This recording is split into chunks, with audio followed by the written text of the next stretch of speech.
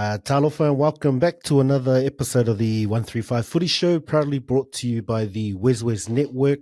You can go check us out on all social media platforms and the website, weswesnet.com, where you'll find commentary, all our other podcasts, and articles by our very own columnists. One such, Bob Savalio up the wires. Also, how are you, bro? Good, bro. I'm awesome. What an amazing weekend. Magic round. It's been and gone, but it's left in its wake. Great games, controversy, all of the above. Like, it ticks all the boxes for me. Yeah, it was a good Magic round, all right. Like, what they put on. Long may it continue. The scenes you saw there for the Waz, awesome feeling. Awesome to see that crowd. We'll get into that later. Where'd you watch it? Also, you watch it at home? You go out somewhere? Just at home, bro. Like, was just here with the family. Had a few boxes on the ice, so thought, we'll just watch it here at home. So yeah, it was good. Like, the Waz is not only bringing families together at Mount Smart at One Go Media, but they're getting them around the television sets at home as well. So in the good on you, home as well. Nice, awesome. Shop, bro. Good to have you on. We are missing the other also, Samamani. He is hitting the gym tonight. So apparently that's the excuse, hitting the gym. I don't know if it's got something to do with the score line that his team received on the weekend against the last place Penrith Panthers after beating the first place Doggies. Very much evident of why he's not here. So it's just me and Urs. We are going to try and push through tonight. Try and break some records with our time on the mic tonight. We'll go straight to your all eyes player of the weekend, bro. Who stood out to you, man? For me this weekend, it was Nathan Cleary, bro. I thought I'd better give Nathan Cleary his flowers after last week. Last week I kind of gave it to the Panthers thinking, we need to change our mindsets. It's been 8 rounds deep. These guys still haven't been able to do anything to get their asses up off the bottom of that ladder. And then, I don't know, Nathan must have been listening to our podcast and hearing what we were saying, because he turned up. He turned up in the weekend, and it was the Nathan Cleary of old, doing what Nathan Cleary does, or what you're used to seeing Nathan Cleary do. He came back from injury at the start of the year and just didn't look right. I don't know whether this is the game that is the catalyst for the Panthers to sort of turn things around, but it gave you that feeling, like that try he scored. Michael Ennis during that live commentary was like, "Oh, it's very eerie. It's eerie seeing Cleary run through and score almost a mirror image of the try that he scored in that 23 grand final." Someone cut it up. Have you seen that? Someone put it online. Someone did a cut up side by side of that 2023. It looks exactly the same vision, same pump. I was like, same try celebration. Yeah, bro. So, man, I had to give it up to Nathan Cleary this week, because he was the man. Like, he led the team around. He was playing super direct. He gets smashed in a tackle from Tony Staggs, and then in the very next sort of set, he's up and he's putting in a really good kick. So I'm like, oh man, like he did well. I don't know if we'll touch on this game. We probably should, because I thought it was a good game. Probably not for Simon and the Broncos fans, but it was a very scary thing to see the Panthers come back after displaying maybe glimpses of their last 4 years' form in the last 9 rounds. But that for me was vintage Panthers. So all eyes on me goes to Nathan Cleary for me. Nice, also. Man, yeah. We might touch on that game, but yeah, what he did was scary, but also, like you're saying, like, we're umming and ahhing, can people start writing the Panthers off? We'll wait till around 20, who knows? But seeing that display, I don't know. It'd be good to hear from Tama, because as a fan of the Panthers, are you excited or nervous knowing that 2 weeks from now he starts getting called into the Origin team? where does your team end up in 2 weeks? Are you back to last place? But yeah, that display, and yeah, when he's on fire and pulling the strings like that, he is unstoppable. My all eyes player of the weekend goes to none other than Luka Mekikafi for the Warriors. Fantastic display. Probably goes without showing. He's probably up there close to everyone's all eyes. Yeah. And just hearing some of the commentary that's come out after that display. So I don't know if usually they kind of listen and talk to coaches early in the season. So it's been awesome for the Warriors, I think. Just being out of the headlines. There's so much other rubbish happening. And they're doing all the right things. Those numbers you saw the other week around discipline, the lowest penalties for head-high tackles, like that's crazy. And just seeing the discipline on field, and seeing it come through in the games. But there was a comment about at the end of last season and Webster trying to make decisions what he's going to do. And Luke went to him and said, I think I can lead this team. And so, Sean Johnson, and so Johnson just celebrating there in the crowd was amazing to see. And coming into those shoes and the boots, the enigmas Johnson's been to the Warriors for such a long time, and the kid stepping up, it's been awesome just to see his confidence growing each week. And just, very level-headed kid, like he doesn't get ahead of himself, not overawed like all of this, like it's just very different from the way, maybe because he hasn't got that step and everything, people just had high expectations, so he's just coming and really just leading this team. So, may it long continue. So my flowers go to Luka.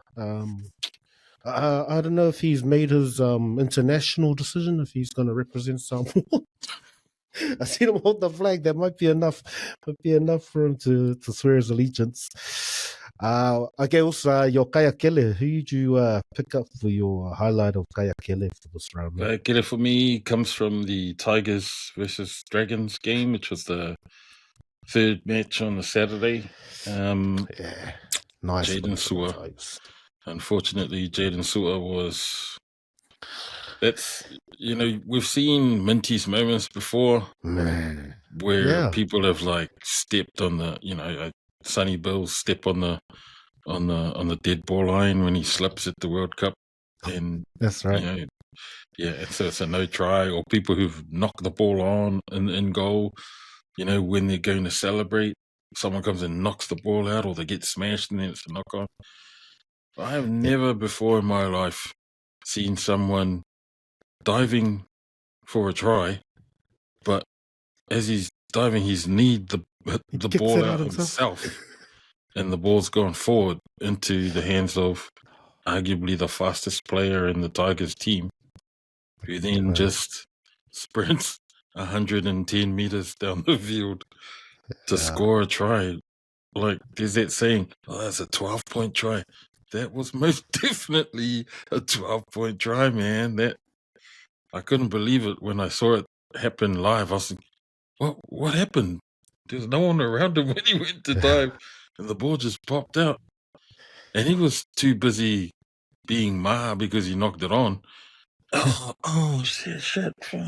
And then, like, a split second later, looks up to see play on. Oh, my God. Oh, yeah. And so that's Kaya Kele moment for him and the rest of those. That's the Kaya Kele of the century.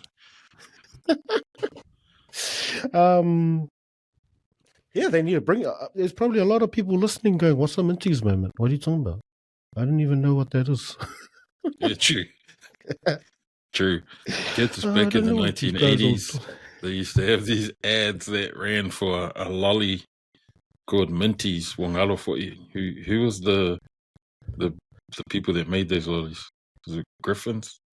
Yeah, maybe it was Griffins back then, or was it Pascal's? I don't know, one of those lollies.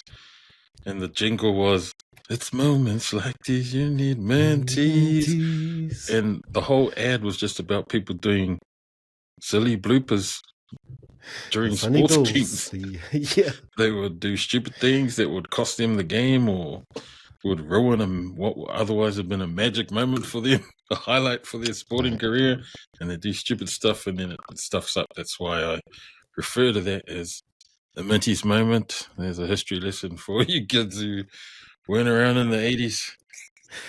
Nice. Yeah, we need someone to cut up a recent Minties. There's enough, pull-outs recently that you could make a new one. Ben Hunt would be in there. True. Nice. My Kaya Kelly, I did have him close to in there. I felt like he'd probably be one of the most popular Kaya Killers of the weekend. So I'm going to go with that same game, but Gutherson. Like, just that. They were there. Like, they had chances. And holding out that try, that ball just dribbled in and he just dived on the ball. The ball's there. And instead of trying to dive on the ball, he decided he might try and tackle. Ended up just, I don't know what he ended up doing. He just got bounced back and they fell on the ball.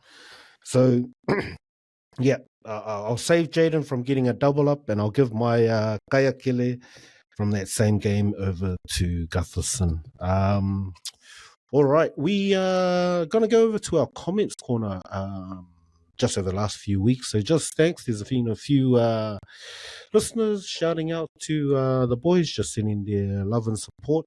And we got one of the regulars back on, so I thought I'd call him out again.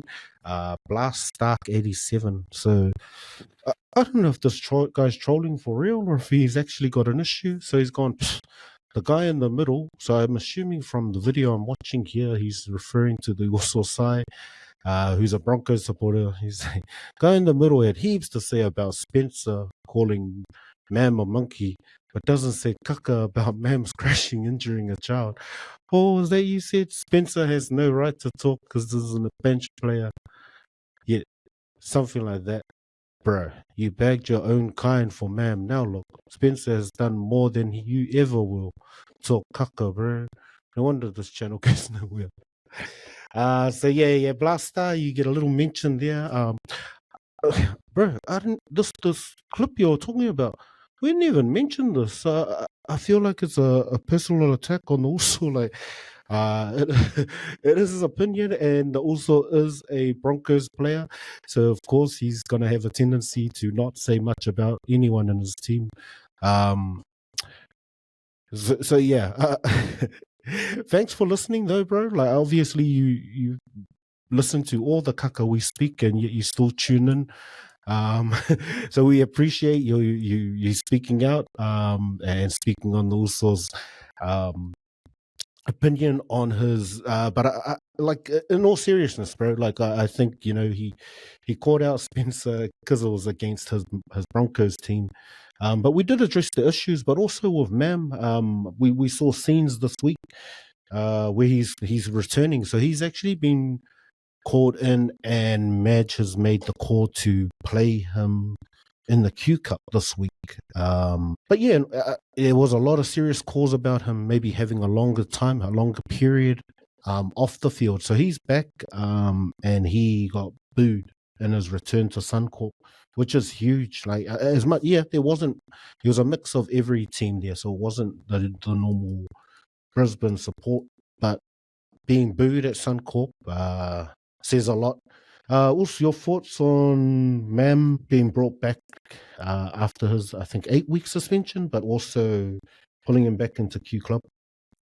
It's interesting that the public have that view with him. Like we've seen all sorts of indiscretions from NRL players over the years, where people have, they've been filmed pissing into their mouths. They've been filmed with drugs. They've been wife beaters, all sorts of crazy shit. Usually around drugs, domestic violence, or just stupidity around alcohol.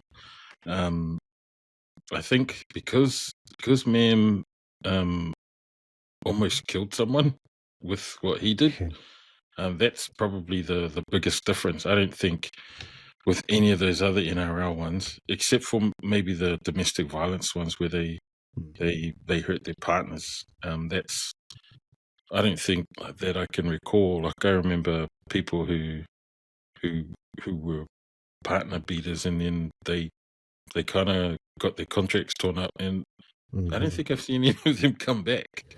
Nah, I think they come back in lower clubs, but they never bounce back fully. Yeah, they never come back to the NRL, right?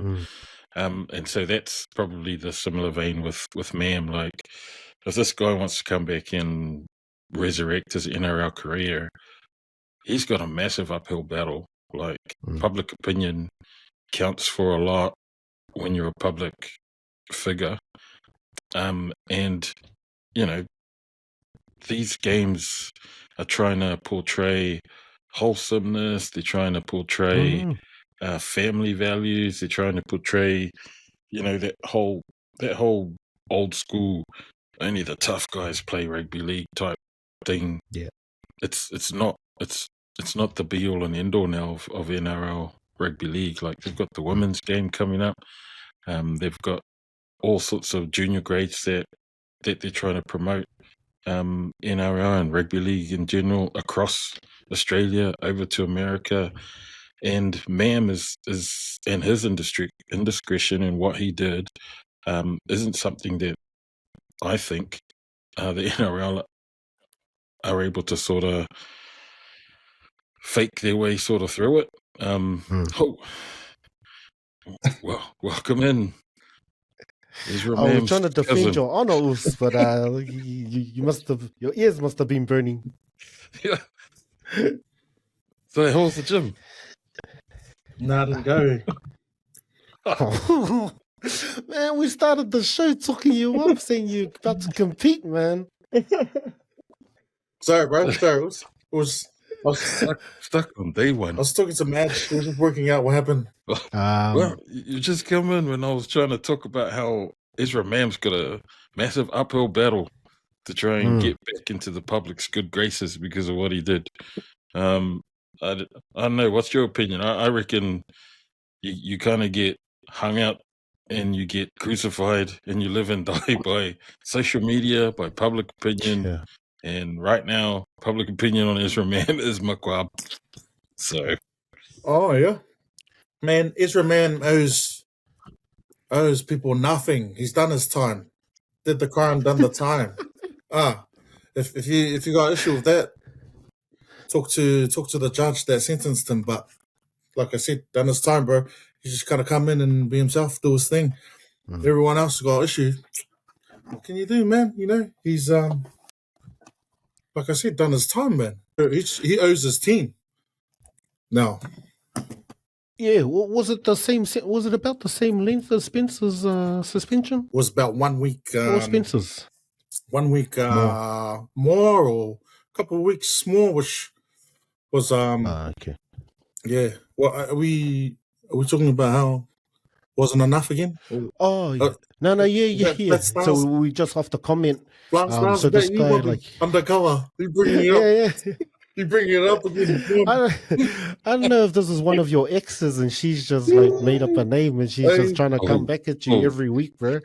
But now, like we mentioned, like how Mam, you know, his first week back is this week. And Madge just made the call to put him in Q Cup. Yeah. But the reception he got at Suncorp, man, being booed. That I know it's not all Queenslanders there. Yep, you know, I saw that. Magic I read that. That's not Broncos supporters, bro. And you know, it was Magic Round. It's probably everyone else, New South Warriors. But he'll probably get that all year, eh? You know, he's probably while he's playing Q Cup, he will. He's gonna get that all year from the 3,000 people that go to watch him at Q Cup. Yeah, because that's a big point, bro. Because like, where does he like? I don't know. Is there problems at the moment? Is that what we'll get to the Broncos game? But the 6 and 7 not as secure as we thought it was. But what the positional and what's going to happen? Well, he was always your starting 6. They didn't buy Ben Hunt to be the 6. So you would think if he's fit, I understand, you know, Q Cup to get him fit and ready. But from a fan point of view, big fan of Ben Hunt as well. You always got to have your best players on the field and for them around. But I still think Mam's more of a threat than Ben Hunt is.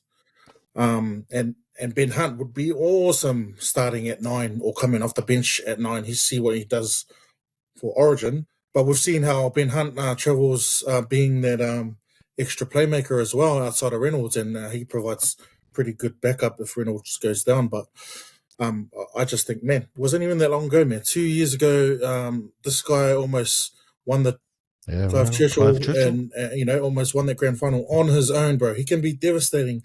He didn't have the best year last year, and I think a lot to do with off-field shit.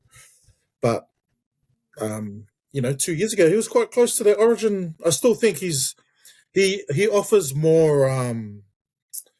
He's more. If you're on the defensive line, bro, you got to eye him up, and make sure you take him on. Whereas Ben Hunt is more of a creator, whereas Mam can be both, man. His running game's mean, but I don't know what it's going to do if Ben Hunt comes out of the blind. Ben Hunt started all right, but I don't think he's commanded the 6. He's had a couple of bots games, so you would think after this 1 week Q Cup that he'd be in straight away, but who knows, man. It's a good thing to have, like a bit of depth. Nice. Sully, you came in late. You got your all eyes on Kaikele. You want to throw them out? Sully, did anyone mention the obvious? Also, Dragons game? Or? Yeah, mate. Yeah. We got you also. Yeah, I don't know, bro. It was pretty. I'll throw it up there because it stands out in my mind because I've had a bit of money on this Warriors Cowboys game, but Drinkwater's kicking just let them down, man. And then a lot of them were sideline kicks, man. But that and Mari Taulangi, man, in the corner, and a lot to do with Metcalf, man. He was awesome. I'll throw that in there as well while we're talking about it. All eyes on me, Metcalf. Did you mention that one, Bobby? Yeah, that was another obvious one. So you probably do that in one match because you would think Taulangi scores that, man, 9 times out of 10. But the speed of Metcalf was so. Yeah, man, that was an entertaining game. I was at all eyes on me on that whole game. It was probably game of the round. Nice, Wolves. Let's get into our headlines. The recalibration of the bunker, I think, was a success. Just overall over the weekend, I think there was a lot better viewing. I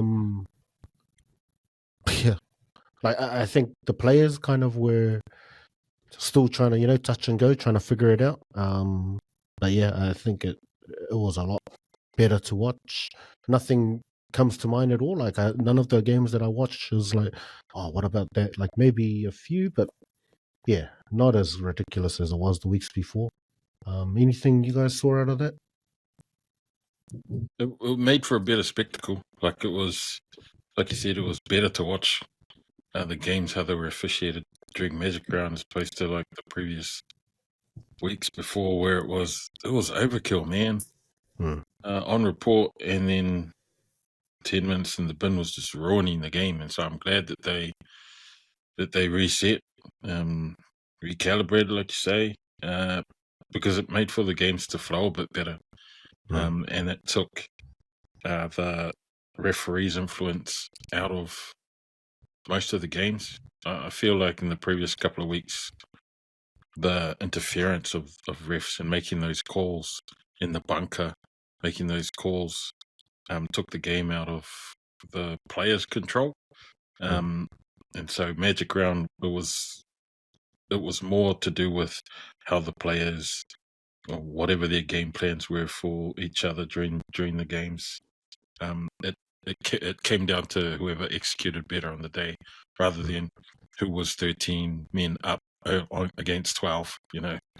So for me, it was a way better spectacle to watch than it had been. Yeah, sure, bro. Bit of common sense prevailed. It was. I don't know what happened. Maybe that Thursday night game, the first game of the round last week.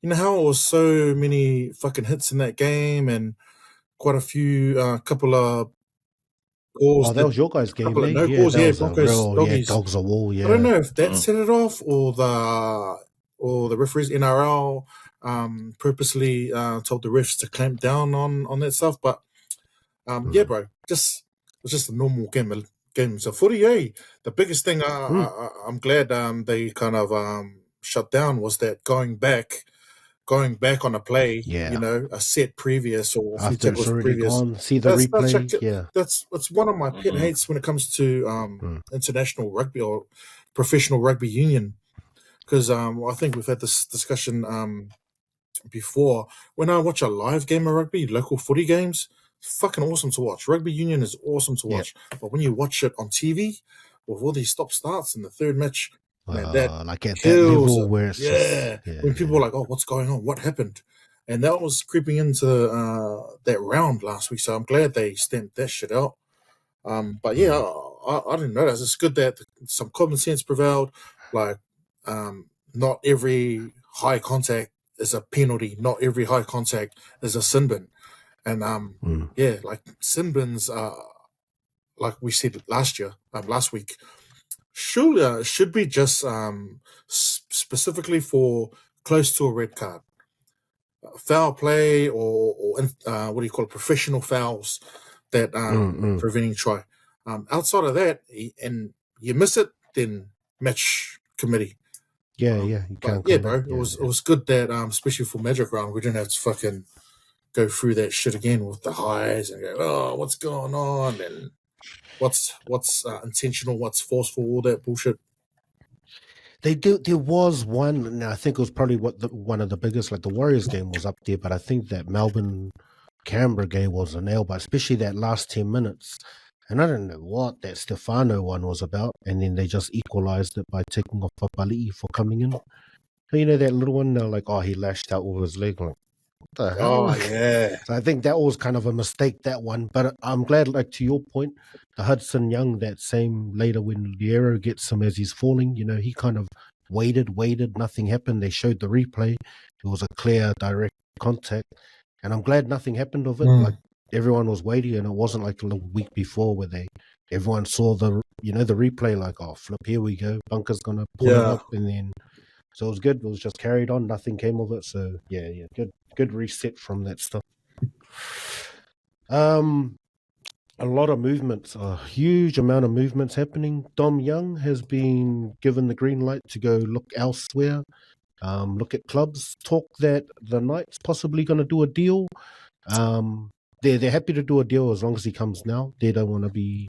So the Knights have been very clear. They don't want to fix the Roosters' problems. There's a Roosters problem. Like, they'll take them, but they're not going to help them out and like do now, some deals. Like, yeah, they want them gone. They So, yeah, I think that's freeing up the cap. Brandon Smith finally been allowed to go to Souths now. So they're going, cool, you do that. So it's obvious they are making that play for DCE then. Yeah. Well, it depends on what clubs. Like, it depends on the negotiations, How much of the salary are they willing to... pick up? I think more than anything, Brandon Smith, like Bunnies would be more keen to get him. But then what kind of Brandon Smith? He's coming off I think I saw it, he's still like a month, 6 weeks away, man. And then what kind of Brandon Smith are you going to get? He hasn't been lighting it up on fire at the... But I guess Bennett's wanted him for a while. The Dolphins, he wanted him then, so I think he's got a plan. The big surprise for me was Dom Young. I mean, no surprise with the Roosters. Roosters are ruthless, which is part of why they're a successful club. You ain't performing, see you later. But I thought that he was quite up there with like top 5 wingers when they bought him from Newcastle. When he in Newcastle, man, his last year or two at Newcastle, he was deadly, mean finisher. And fucking awesome bringing the ball up. But something about going to the Roosters, man, he's been well below that, been pretty mud. And before we throw it over to Bobby, the instances and these 2 instances with the Roosters and these 2 players, just highlights, bro. And big talking point a couple of weeks ago was this Lachlan way for you. Galvin, yeah. Lachlan Galvin. And I had an issue with his reasoning, right? I never have an issue with players moving or going for money, whatever, bro. Whatever's your reason. I just, my issue was like, man, you ain't talking about Benji like that.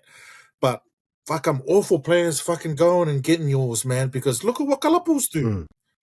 Yeah, look what the clubs do on the other side. Yeah. Nah, yeah, you've been playing mud, bro. But well, yeah, as soon as Toya and Nawatuwasi are ripping up, your surplus to requirements, mate. And Roosters are good at doing this.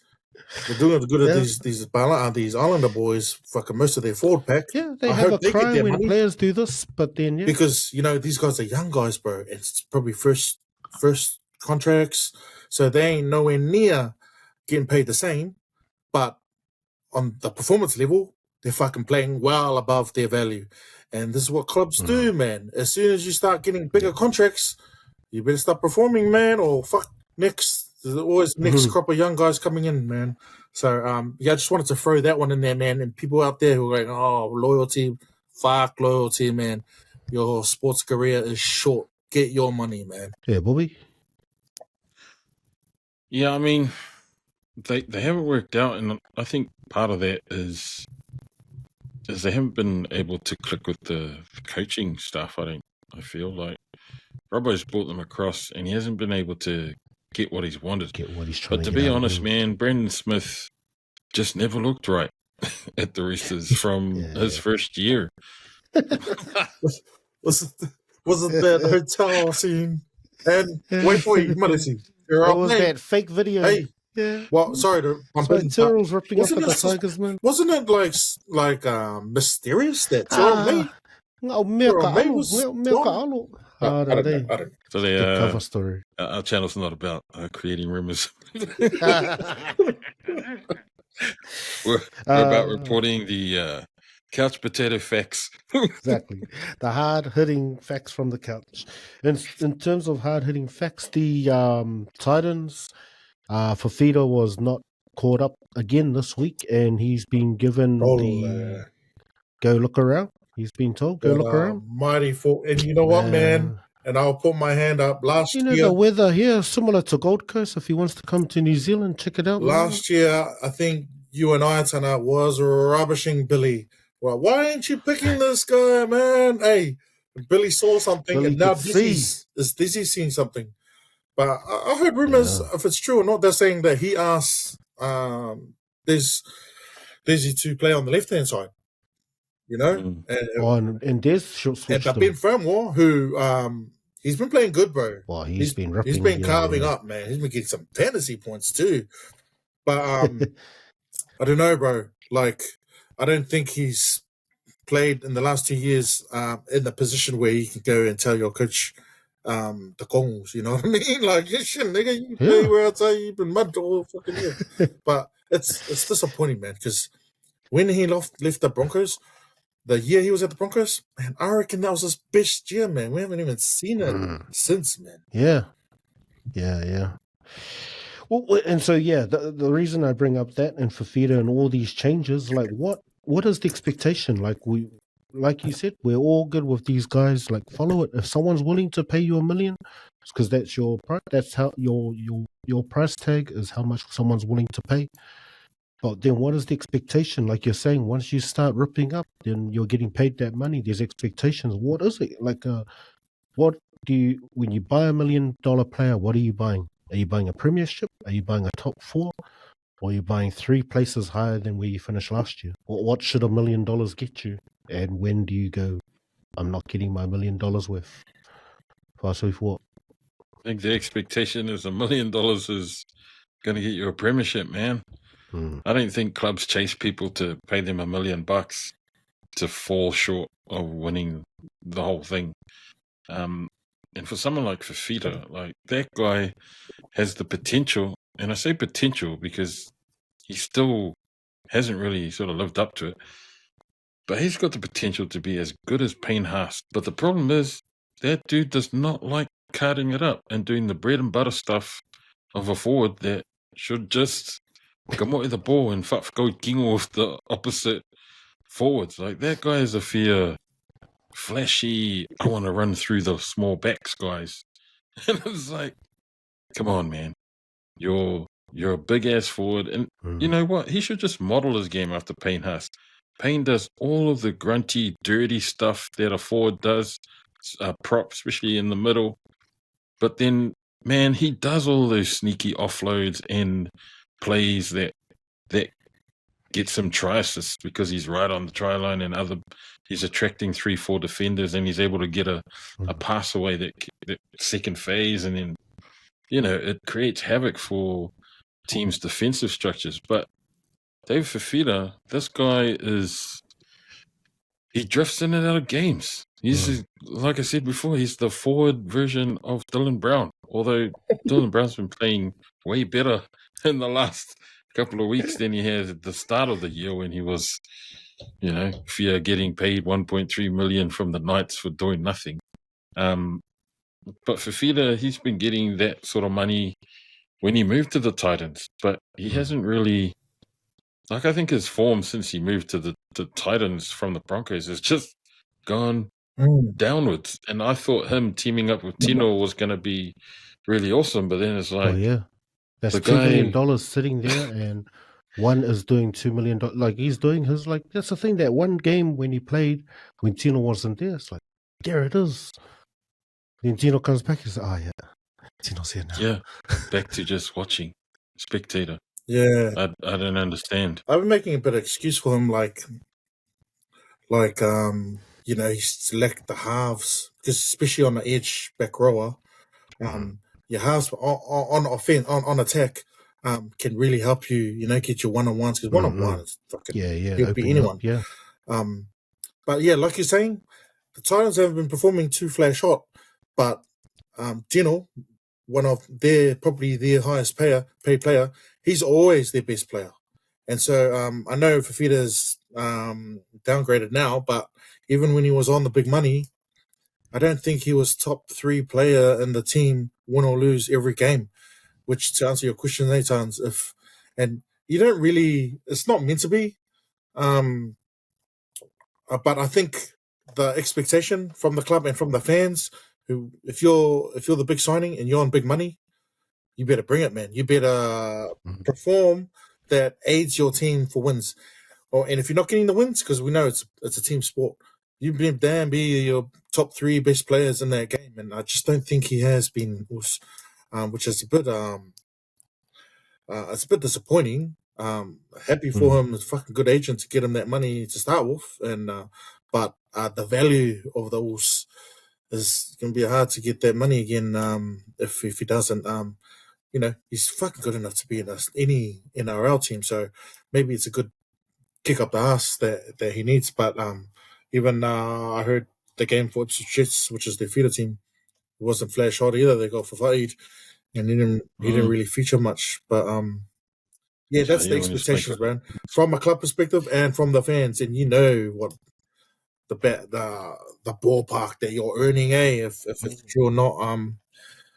Case in point, Milford for about 3-year contract on $1 million. I think that pressure got to him, man, being the man. Is it the same with those? I don't know. I'm not too sure. Yeah, and so and you look at the worth there, because I guess that comes back to coaching too, because it's like I guess it's not even getting the hands on the ball, just going through the line, because that's the thing. Every time he gets it, it's few and far between. So he's trying to do something, and so everyone's on him because he's not coming, being a decoy, just being busy. Like, you see these other really good second rows, Nikore, Nikora, Hudson Young and them, they're on they're coming through there. When they're not on the ball, they're always around it or just moving and just giving the opposition something to worry about. But because these are, few and far between, when he's got the ball, they're all on, because it's like, there's one time in this whole half he's touching the ball, so let's make sure we stop him. So, it's just time on the ball, and I think that's the thing. So maybe his value will drop, but I look at a team like the Sharks, like someone like Fitzgibbon would be a good fit for him. Just someone who can teach him how to be a tough second rower. Like, he's got the skills, he's got the strength, but just a workhorse. Like like the way that Fitzgibbon builds this forward pack. Yeah, I think if he can fit into that mold and kind of be a workhorse, he'd be a real threat. Yeah, but I don't even know. I don't think he's that player. He's not. When you say workhorse, fucking high hit ups, high tackles, I don't think he's of that, bro. I think he's one of those. He's like 100-meter sprinter, man. You don't want to fatigue him. I don't think he's going to get high numbers, but I just think the touches he gets, if he can get early ball, heaps of one-on-ones, then he can make a difference, bro. Maybe it's the way coaches use him, man. I mean, he's not like a 80-minute second rower who can, these Jackson Fords and all these top of second rowers. Maybe he's an impact player, but he just looks always like walking around with hands on hips when I see him. Yeah, you make a point though. Like you look at when Kieran Foran was there, he's getting unlocked easily. So he's never had that season when he was at the Broncos. That's when Hunt was there. Outside of that, he hasn't had a decent quality half serving him up ball. So, like you're saying, are we making excuses? But man, you'd love to see him with a good combination, getting good timed balls in space. For me, it sounds like he's the type of player that wants to star in every game that he's in, but he's not. He doesn't show it. You talk about having good halves to unlock him. That's only part of the equation. The other part of the equation is that he's got to go looking for the ball. He's got to be showing that sort of intent when he runs, and I don't know if his post-contact meters are much, but I doubt they are, because he doesn't really sort of push past that first line of defense when he's just doing the bread and butter forward stuff. You see him try and push through when he's running on the edges and trying to bust through centers and that sort of thing. But when he's up against other forwards, he just lacks intent, and it's such a waste. Like Si touched on it, it's a waste to see someone of Fifita's caliber. He gives me Krishnan Inu vibes. Remember Krishnan Inu? He was like a superstar, and that guy could just floats in and out. Rupini put it on. Of rugby league, but just no coach could unlock that guy. He would come and be like superstar 1 minute, and then just be drifting in and out of games, like exactly like what Fifita's doing now. So I don't know who's going to be able to unlock that potential, but he'd be devastating for any NRL team if he was to do it, man. And then I compare him to young guys coming up, like at the Warriors. You got Dimitric, you got Leka, you got all of these young forwards that have this super high passion for just playing rugby league because they love to do what they're doing, and those boys ain't getting paid big money to do it. But man, they love the contact. They love getting the ball in hand. They love putting. There's a massive difference between these $1 million forwards getting paid all this money, and then their intent and their whole, it's like it become a job for some of these players. Whereas you get young guys like Leka and that who are still super passionate about playing rugby league, and it shows on the field because of the quality of football that they're putting out there, and they're not getting big money like some of these other guys, like Fifita, like Dom Young, like Brandon Smith, all of these players that, at one time in their career, they were marquee players, but now they've sort of, I don't know, they're just going through the motions. Dom Young's getting dropped because apparently he's got some real defensive frailties that Robbo doesn't like, which is why he's put Nawaki Tawasi up there, and him and Rob Toya work really well. But that same sort of youth enthusiasm, you see those guys play like that. And so I don't know why Dom Young doesn't live up to that sort of standard. Again, Brandon Smith, yeah, you're right. Bennett's been chasing him for a while, so maybe he'll be able to unlock Brandon and get the best out of him. But I don't think he's an 80-minute player. I didn't think he was an 80-minute player at the Storm.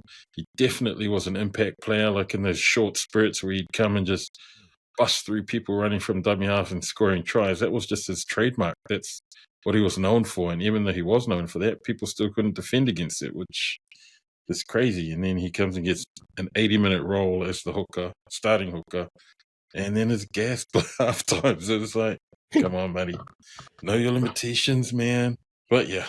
see how that all pans out in the end. Nice, boys. So let's head straight over to our reviews. We'll go straight over to the Warriors taking out the Cowboys 30-26. Man, the scenes over there. I was hoping to get your Uso on side. Did you catch up with him over there? Did he even come see you? Yo, nah, bro.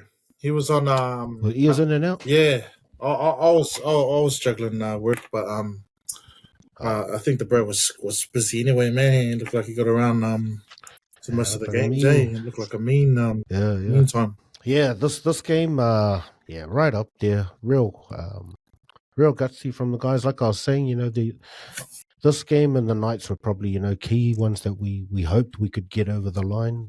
And that Broncos game was a bonus. But, man, after what the Broncos did, the Cowboys did the week before, we knew this was going to be a tight one. Real good one for them to get over the top of, and the way they did as well, especially knowing the Cowboys had those points in them. Like, didn't matter the halftime score. Bobby, just your thoughts on this one? Stace mentioned in one of our chats about how these are the games that the Warriors need to win, and they need to win these games heading into State of Origin, because that's usually a time when the Warriors perform really well. I think last year was a time where there were heaps of games that were similar to that Cowboys game on the weekend, where we came close to winning it, could have, and then didn't. Mm-hmm. We sort of fell just in the last hurdle, and like I think I highlighted this last year when we were going through it. There were like 8 or 9 games which the Warriors had lost by 6 or less points, and those are costly, man. That's 16, 18 points you've just left out there on the table, and looking at how close the ladder is this year, it's very similar to last year. Those 8 games that we lost last year would have put us into the top 8. Now, the way that we're traveling now, these are the games that we need to get over the line. So it was good to see that we were able to D up against the Cowboys, especially when they were coming back in that last 10, 15 minutes. Yeah. Honestly, and the way the commentators were riding those freaking Cowboys home, man. like they were on their nuts, man. Like they were going to come and roll right over the top of the Warriors. And, they were about 4 tries out and they'd score one, and then the Cowboys need 3 more. And I was like, fuck you, man.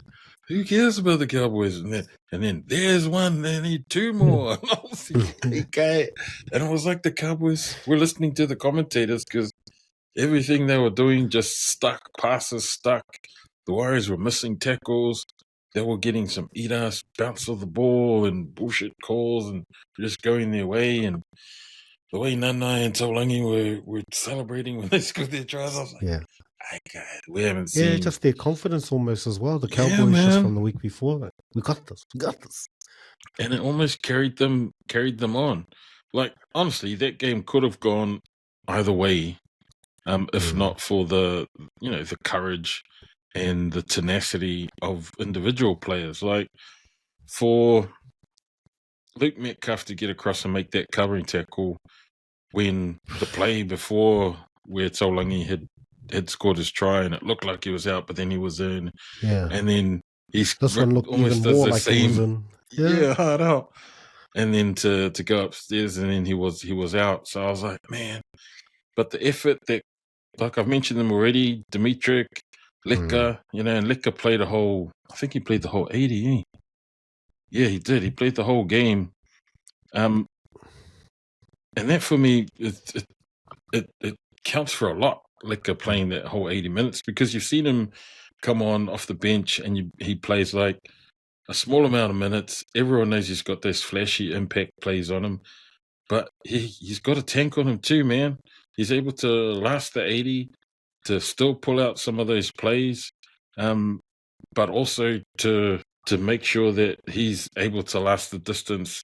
And defensively, the Warriors in that last 10 minutes when we were keeping the Cowboys out, especially when they were only 1 try away, like, yes, we had just let in almost all of the lead that we had.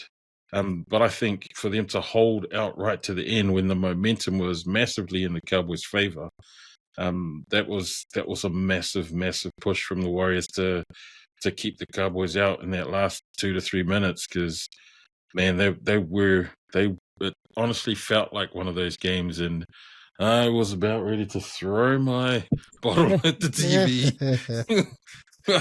But in the end, we won, and it was a good night in the end. And I think it was, as well as Metcalf, as well as those young guys, Aaron Clark, man, he ran for 204 meters in that game. So that guy has been the buy of the year, I feel, and he's right up there for being buy of the year. And him coming in, I feel we lost nothing when he came to replace Jazz leaving. But not only that, like he's come and he's got like young Jazz vibes. I feel like he's playing like how Jazz used to play.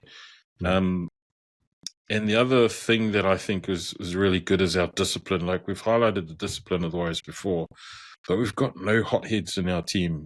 We've got no hotheads in the forwards. I feel like we don't have any hotheads the least penalised team. Backs. Well, yeah. I saw a stat. Or head highs. Yeah, maybe. Head highs, yeah. For high tackles, penalties. High tackle penalties. And that discipline, it counts for a lot, especially when you look at that last game of the Magic Round between Storm and the Tigers, where discipline let down the Storm massively. And then when you hear, we'll probably touch on that game, but I just wanted to comment on how they you spoke to the coaches. Well, Craig Bellamy just said that his team needs to work on their discipline at halftime, and he really is wanting them to, get better.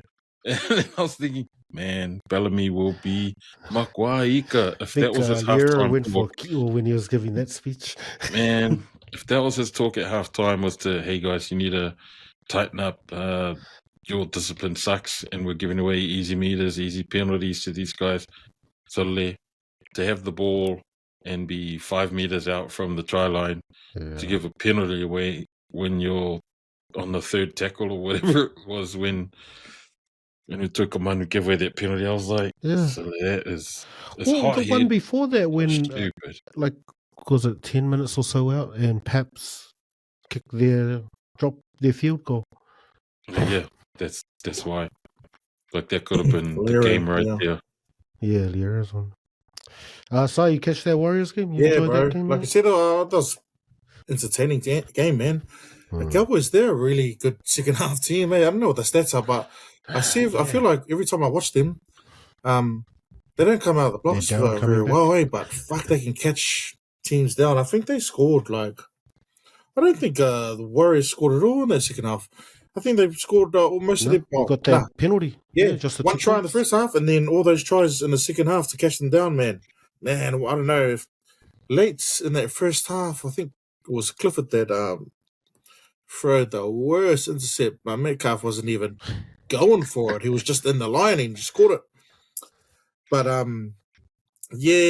like the Warriors, the lineup there, and Bobby just touched on Aaron Clark with Halasima and Capewell, bro. Capewell, after last year, me rubbishing, laughing at the Warriors for buying I feel like he's fucking had a solid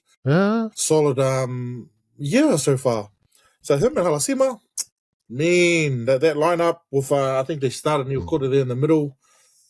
I just feel like after that Broncos win, the confidence is kind of sky high, and I think the time that Webster's taken to give Metcalf and Harris Tavita in the halves is kind of giving them confidence. So I think the attack's coming on well, man, and a lot to do with Aaron Clark, bro, who he can make some real meters, fucking powerful in the hips, but he's got beautiful hands, man, to play those backdoor passes and really draw in the middle there to give Metcalf those meters, because fuck, I think as a running half, man, he's right up there with one of the best sevens.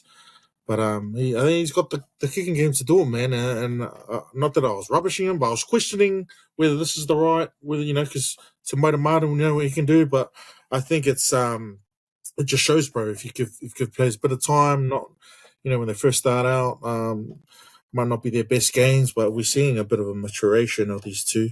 With the Cowboys, man, these guys really annoying as hell when it comes to your picks, man.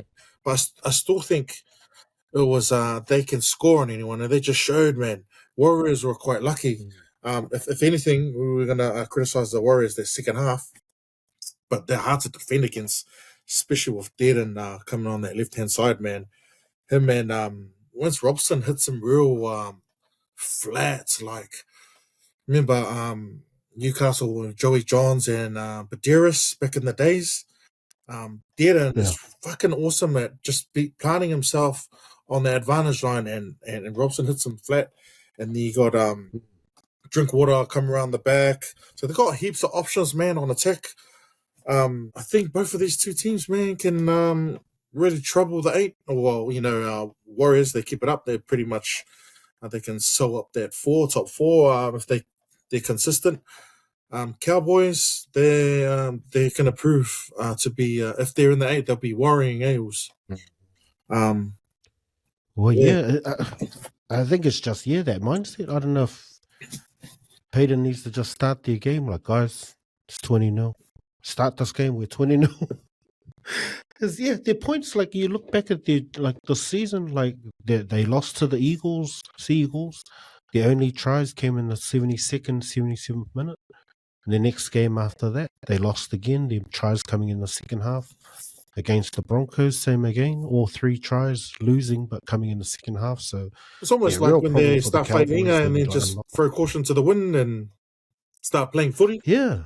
It's almost like, because that's what maybe the structure is rubbish. They just need to play footy, like just play eyes up. And just do it right from the start. Just throw the ball around, get points on the board, and then try and see if they can defend it. Because, not even that. Just do it. Just score tries all game. Like, I don't know why they just don't throw it around. But, I think that's probably the only warning things for Cowboys that they need to figure out is what's up with their slow starts. Speaking of slow starts, the Broncos still holding at 5th though, still a threat, still one of the like we talk about the probably one of the upper part of the competition. But I guess taking out that win against first place Dogs the week before, and then I think everyone picked the Broncos to maybe even like if those that thought it would be close, maybe win by 12 and under, but to see the Panthers, and Bobby caught it out. His all eyes, Nathan Cleary was clutch in this game. Hard to go past what he was, his hand all over this game. But we'll come to you first, also. Your Broncos, man, the night and day between the performance they put on the weekend before. Bro, hard out. And Broncos, they come out flying, man. The first 15. Man, they had the Panthers on the back foot, man. And they were like finishing off their sets like deep into their half, man. And way down. Every kick was a ticking kick. I don't know. I feel like Panthers one of those teams defensively, if they start getting on top in that arm wrestle, and maybe this was the game to really fire them up. But fuck, man, I've been picking them, bro. I've been picking the Panthers like this is the week they're gonna win. And then I feel like the Broncos, now we on. And I finally pick against the Panthers, and then they fight the Broncos. It's a hard one. Yeah, just no excuses, but I think just Cleary, man, single-handedly, like a lot of those sets, and he didn't even have the luxury of what they usually have with tall, heavy carries. I still think Dylan Edwards not the same Dylan Edwards. So Cleary didn't really have the luxury of having too much field position and the possession stakes in that first half, but fuck his class, man. And when he scored that try off the left foot coming back, that just gave me like bad nightmares about the fucking grand final. Hey, man. But once they got on top, and it's disappointing that second half, man, and we just had zero fight. It's not like I don't say not worried, but it's worrying about, because I still feel like the Broncos have enough class, experience, and firepower to stay in there and be competitive, be premiership contenders. I know that's a big call, but just too much class in that team. But I don't know, bro. It's more of a fucking don't count out the Panthers, man. You know, this it was unlucky because of my team, but this is the week they chose to fucking find their feet, Because I thought their first half they brought it, man. The Broncos brought it. Panthers brought it, but Panthers won the arm wrestle. It was a good arm wrestle. And then fucking caught bay in the second half from the Bronx. And Panthers went on to win the game. So still a smoky. I'm not a smoky because I picked them at the start of the season for the 8. But right about now they're not in too many people's 8. But if they can start getting a few more wins before the origin period, if they can just creep into the 8, fucking look out. Just like the Cowboys.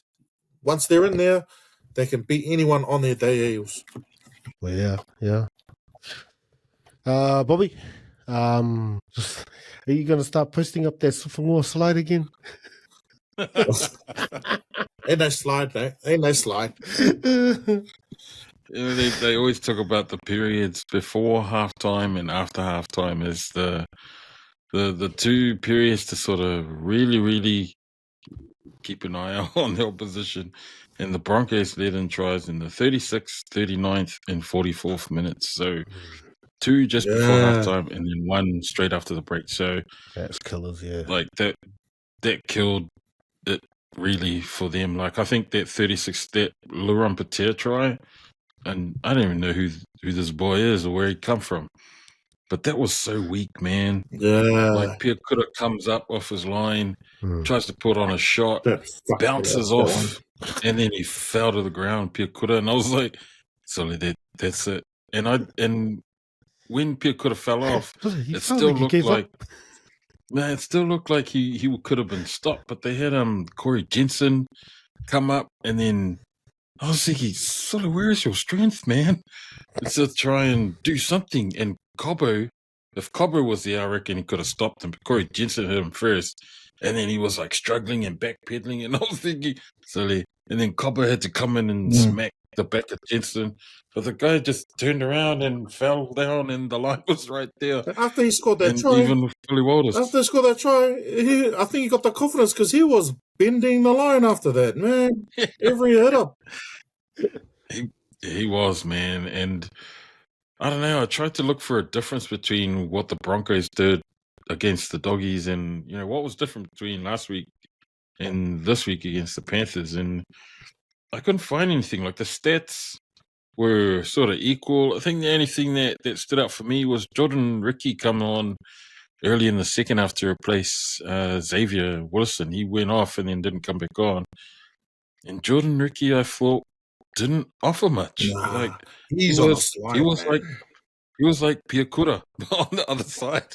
And I was thinking, you got like Gaia Edge. I feel like there's a couple of instances where Reynolds tried to go for the 40-20, and that was crucial. It was a couple of times he went out on the full because the fuck they ended up scoring, man, or leading to the set later, leading to it, man.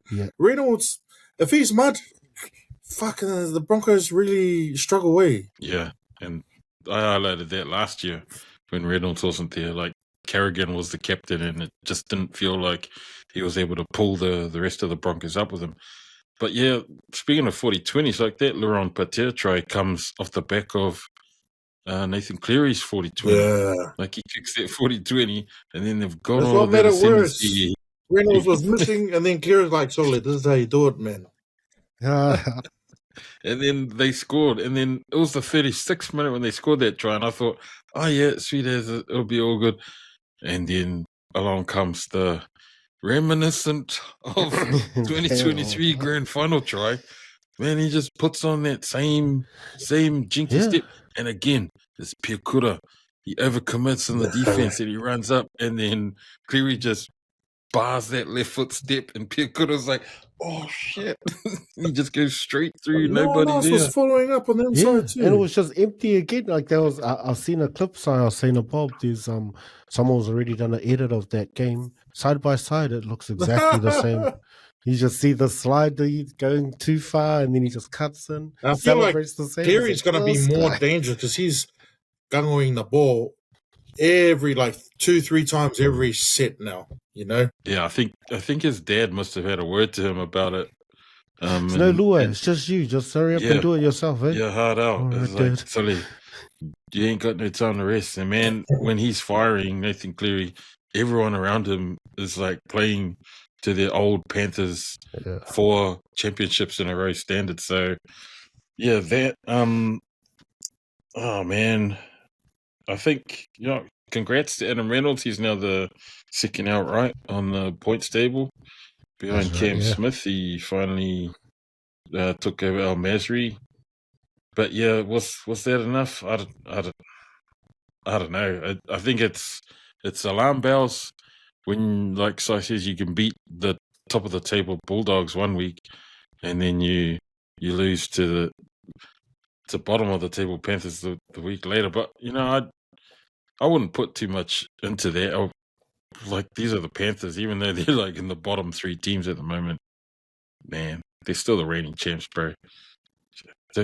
Don't punch yourself too much in the nads, bro. The Panthers are just top team, mate. Nice, boys. All right, let's head straight into our Ice Kalava last week. Nice win there by NZ Steppers with your -2 points for Sanders Smith. I thought I had you. Hey, did he go off injured? Vaie Bronx. Yeah. This guy took me out. Vaie Bronx getting up over Clutch City. We're back, mate. Still We're back. Salah Dweller. Off the this year or next, Stacey Teriani sitting at first in the 800 club. Looks like his normal numbers for him now, so it ain't a thing at the moment for this year or next. Samoan Mandingo going down to All Madden, Cameron Sua. And finally, Danny Phipps Nacho taking out the other Salah Dweller, Ultimate Manly.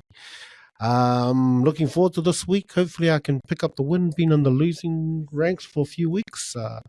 Back in there. Welcome back to Dylan Martinez-Zelezniak. Welcome into D's Nuts fantasy team.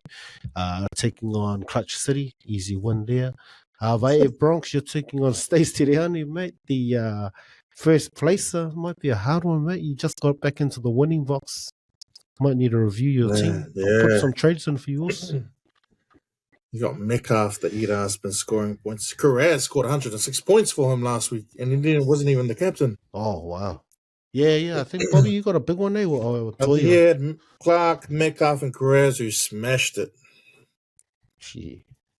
Once the Wires get on the slide, his team's going to be on the slide as well. Should be a good matchup for you and Bobby. You and All Madden coming in at 4th. He's got a good outfit, and he's got Isaiah Yo as his captain. Definitely Cleary has another 190-point game. Sure. I'll put Nico Hines back in my captain again. Get him to try and save me again. Second and third, God Squad over Nacho should be a good one, and rounding it out, no one cares about these two teams is like the Tigers and the Titans, Samoan Mandingo and Ultimate Manly. Oh no, the Eels, the Eels and the Titans. Tigers are up now.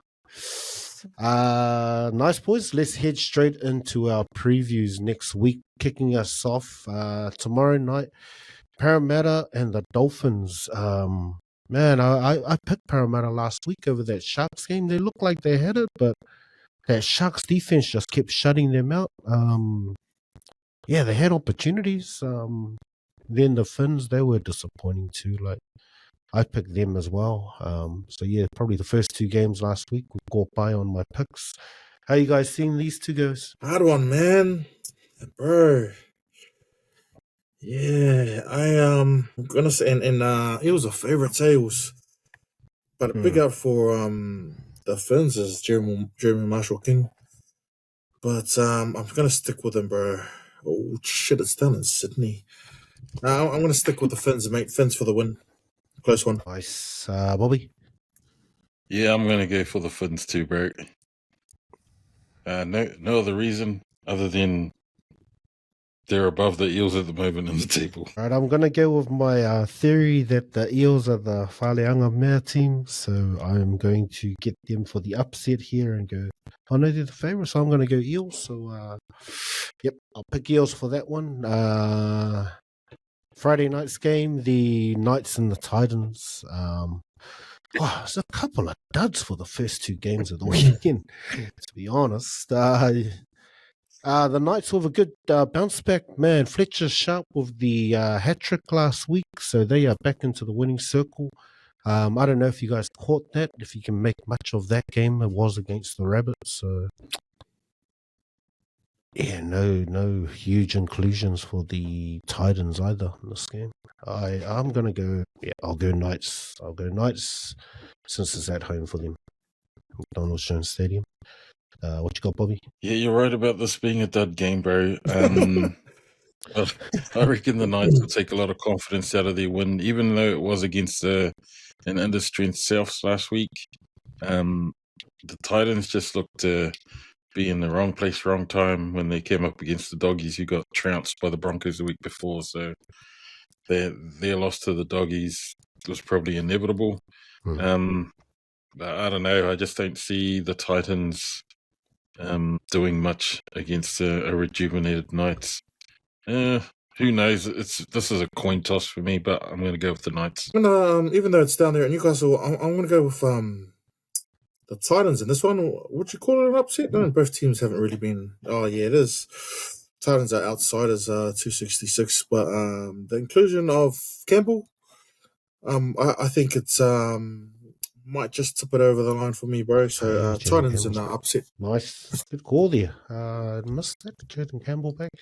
Yeah, that might steady the ship. He's been out for a few weeks. Friday night Broncos finally back. It should be a good matchup. Old Bennett up against his Bronx down there at Accor Stadium. Martin Tabao back in the team as well. What's he in the 20? Is he coming off the bench? Nah, he's not named on the interchange. In the 20. Okay. So it looks like 117 for the Broncos. Latrell back from suspension. Jamie Humphries back in the halves. How you seen this first, Bobby? This is no hate towards the Broncos, but I feel like with Latrell and Jamie Humphries coming back, it's a massive boost for Souths, considering the form that Humphries had before he got injured, and having Latrell back at the back. I think it'll be good for Souths. They're going to come up against a wounded Broncos side who'll be, they'll be wondering what the heck happened. From the highest highs to the lowest lows, they're going to be trying to find answers to beat Souths. And I think you're right. It is Wayne Bennett up against the Broncos, and he always loves beating the Broncos. So he'll have his Souths team primed for a big matchup against the Broncos. So I'm going to go for Souths. Wow, that's a hater-rated comment right there, man. Like, there's no intellectual reason why you would pick Souths. Look at this lineup, man. Like I don't know, man. If the Warriors, if the Bronx lose this one, I just start sighing my jersey, man. All respect to the Bunnies, but just even up front, man, that pack will get decimated from the Broncos, especially after that loss. It was a bad loss.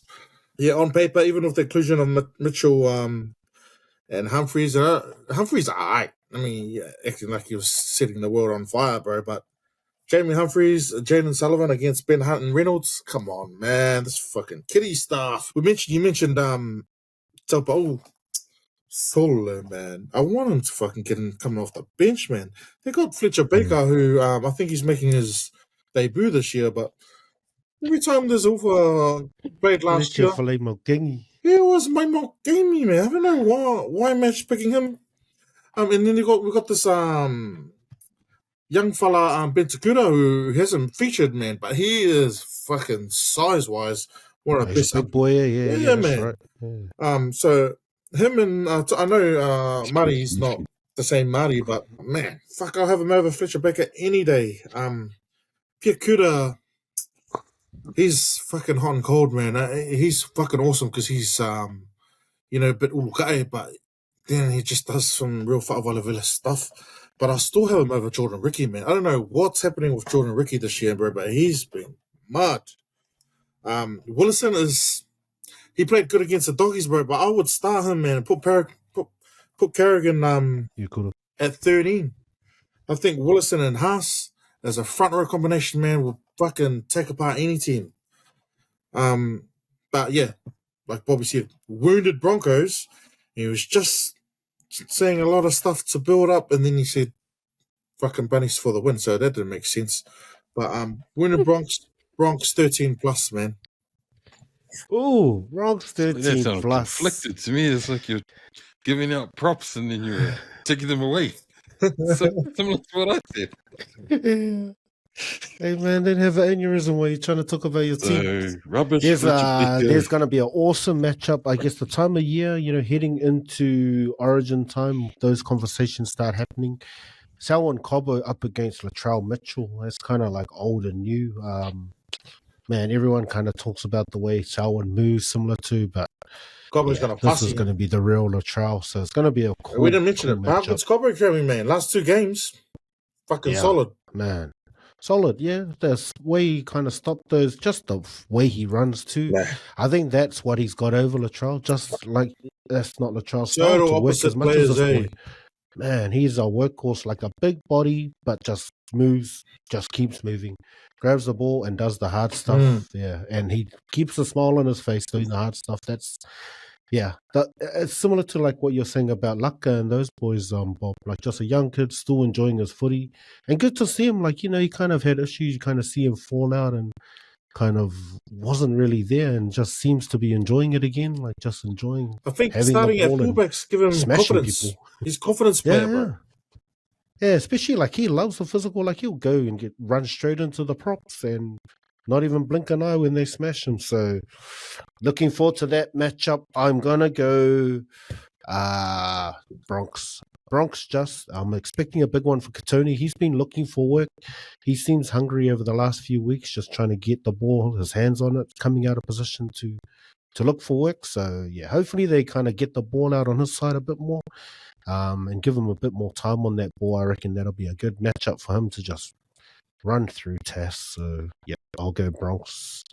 And probably a tight game, probably tighter than most people might think. I think the Bennett factor with Latrell and some of these guys. Campbell Graham back, he was on the cards for New South Wales and then got the injury. So, he might want to try and make a big effort over the next few weeks. So, yeah, some good matchups on that one. Should be a good game Friday night. Let's head over to probably one of the games of the round. First and second, Doggies versus the Raiders. 2 real gritty teams. Real old school footy, back to the 80s, kind of having these kind of teams at the top of the table. So this is going to be a real good old school game. Similar with the Packs, you kind of look at these guys like, halves that are really doing real good work for, where they are in kind of the league of other halves. Fogarty given permission to leave the end of this season. And Toby Sexton, I don't know if there was talk in his space either, but not exactly first class, but the way they're playing, that's why their teams are first and second. How do you guys see this going? Man, after both what they did on the weekend, both teams. So, like you said, fucking game of the round, man. And interesting to note that Raiders are favourites. Wow. I think following that big win, I don't even know if you'd call it an upset, but big win over the Storm, and plus being down there in Canberra. They're $1.71, Doggies $2.14 on Sportsbet. Yeah, hard one, bro. Hard one. Back that. I like what you said before, man. Like good old school matchup, man. Remember these teams from the 90s, man, were the teams, Doggies and the Raiders. Bro, I think the Raiders got their backs up, man. They're confident, and they're I mention it every week, bro. Their pack, their style of attack is so like fucking Warriors-esque 2003. So I think they'll trouble the doggies. Yeah, Raiders, bro. Raiders for me in a close one, man. I love Horsburgh and Tapine. They're really good laterally as well. Got good feet, can offload. Real good feet. Not just bashers, man. Whereas doggies, I don't know, bro. I don't think the doggies got enough in their attack. Oh, I don't know, man. This is coin toss, bro. But I'm gonna go with the Raiders. Home ground advantage. Nice, Bobby. Raiders for me too. For all of those points that Simon said, but also because this year the Raiders are giving me Mel Meninga Green Machine vibes, bro. Like the way they've been able to grind out wins. Last week's win over the Storm, yeah, man. Like it's been a while since you've seen them consistently win against top teams, and they've been able to put some performances on really quality opposition this year. And even though Matt Burton's back from suspension for the doggies, Si's right. This is going to be a good matchup and a good challenge for the doggies to see if they're legit. You know, they got their pants pulled down when the Broncos beat them a couple of weeks ago, and it really exposed them. And for me, it showed a real lack of resilience in the Bulldogs because they weren't able to stop the Broncos from just piling on those points. And I thought the doggies they had sorted a lot of their defensive issues out because they'd been able to hold teams scoreless leading up to that game. And then they just got trounced. And last week, although they were able to get a good win, it was only against the Titans, man. No disrespect to the Titans, but they've been struggling too. And this is going to be the real litmus test for the doggies to see if they are legitimate, top of the table team. And going up against the Raiders, who are just one under them, you know, this is going to be a really good test for both teams to see where they're at. We are still in the first sort of half of the season. So for me, because the Raiders are doing so well, and also because I just love the Raiders' second row forwards like Young and Nicholson, those guys have been carving up every week, man, and they've been scoring tries. They've been playing with real energy, vigor, enthusiasm. Bro, what's up, man? How good is he, man? He's fucking off the bench. That guy coming off the bench, flipping Owen Petty. You're right. Like, that's probably another thing to call out is when their bench players come on, man, there's no change in the effectiveness of their carries, the impact that they're carrying the ball up with. Those guys they're doing really well. Their rotation is awesome. And I love Sticky. Like, that guy is a great coach. Him and Bellamy, they wear their hearts on their sleeve, but I like Ricky Stewart, man. He was one of my favorite players watching as a kid. Yes, he was New South Wales, but you just love watching the Green Machine back in the 90s. And for me, the Raiders is going to take this one out in a super close matchup. It'll still be a good test for both sides to see where they're at. Oh, I'm sold. It's the first time we've all agreed on the same team. I'm going Raiders as well. To that point, you guys are getting me all excited. Raiders paying $15 to win the grand final at the moment. Gamble responsibly. I'm just putting that out there. But yeah, there's a very much aligned on all your guys' points. Hitting the Raiders as well. The Dragons up against the Warriors. The Warriors coming off that great win. A lot of awesome ins for the Warriors as well. Return starting lineup as well. Dallin Watene-Zelezniak, straight replacement for Ed Corsi. Number 22 named Roger Tuivasa-Sheck as well. So good to see a lot of the depth not far away for these boys coming back. Easy one. Was how about you guys? You nervous, Bobby? Like, I guess where the Dragons have been doing, where they're going, they need to jump back. The Warriors on a nice good trajectory, and this should be a game they pick up. How you seen this one, Bobby? Yeah, this is one of those games, again, that is super important for the Warriors to win. It's those games against teams that it feels like a coin toss. It feels like the Warriors could win. But then when you look at the opposition, and even though they're sitting 10th, like, there are quality players in that Dragons team, and you can never sort of fully write them off. Gutherson, captaining, Like they've got game breakers, Terrell Sloan, he's super fast. Valentine Holmes, like these guys they're not a Gaia team. But, I've got to back the Warriors, man. If I can see Jaden Suter doing another stupid Gaia Killer moment like he did in the Magic round, then, this team's full of I think they're a similar team to the Warriors, where on their day they could beat any other team.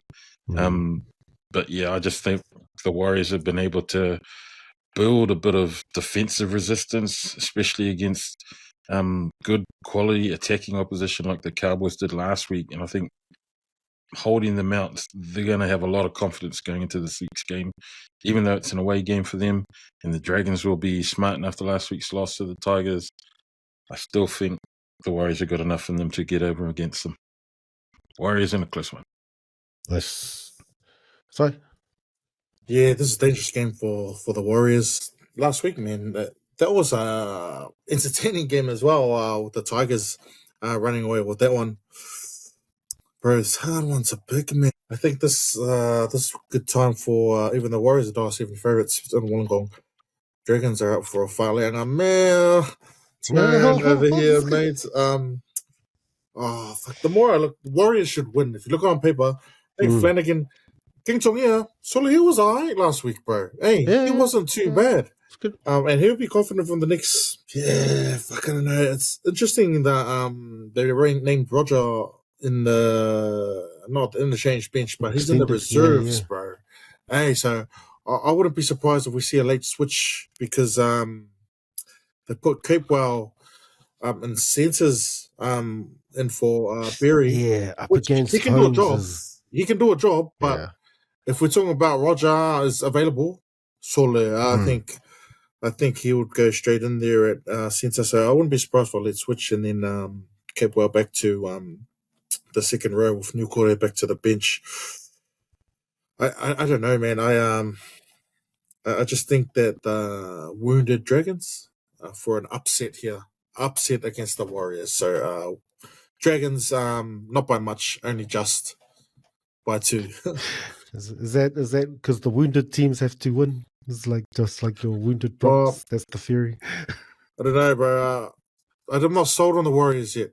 I'm not sold. Even though they've been going in a good trajectory, these are the games that they've proven like must win or easy should win games.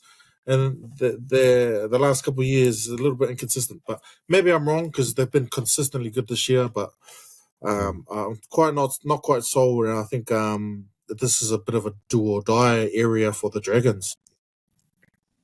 Nice work. Let's next game, the Cowboys and the Panthers. Cowboys are probably going to be highly disappointed after letting that one slip. But again, they didn't let it slip. They playing catch up, so they really need to fix that.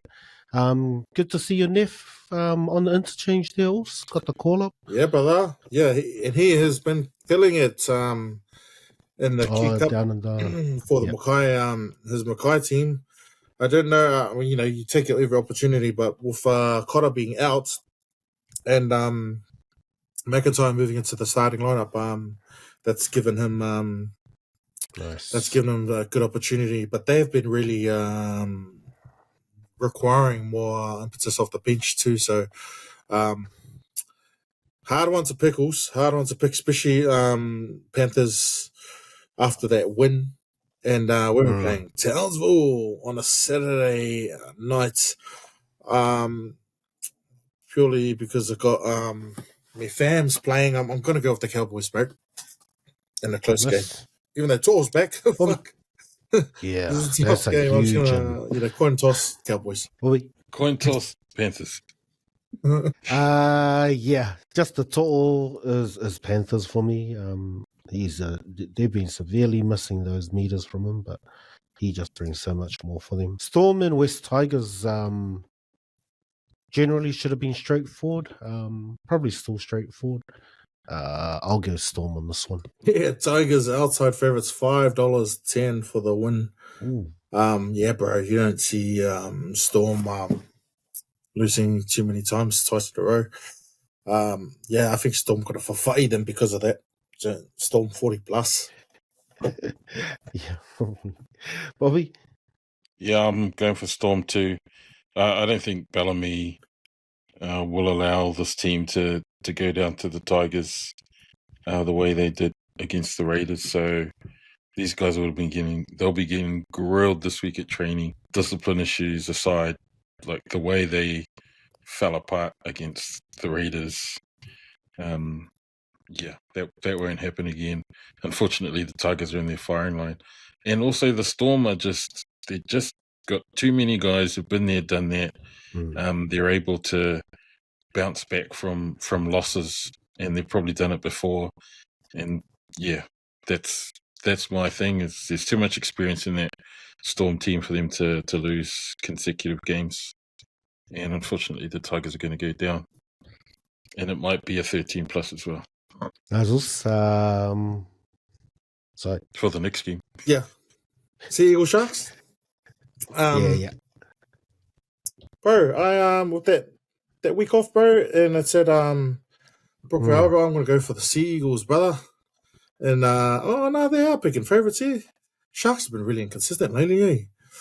But yeah, bro, Sea Eagles for me. Bobby? Yeah, it's another coin toss game. Like this year, there's probably going to be a whole lot of these coin toss games where one week you think the team's up, and then the next week it's like, so they got for Fa'id. It's hard to call these games this year. Yeah, I'm gonna go Sea Eagles as well. A close one. Oh yeah, actually, this is with that break, man, the Sharks looked better last week. Yeah, they looked better with KL back in there. KL, not KL anymore. I'm gonna go Sharks. I'll flip the coin and go the other way from you guys. We'll go Sharks on that. Nice, boys. Let's finish it up with a little multi. We'll kick it off with you, Bob. What you got there? We'll go with a 3-leg multi. 3-leg, eh?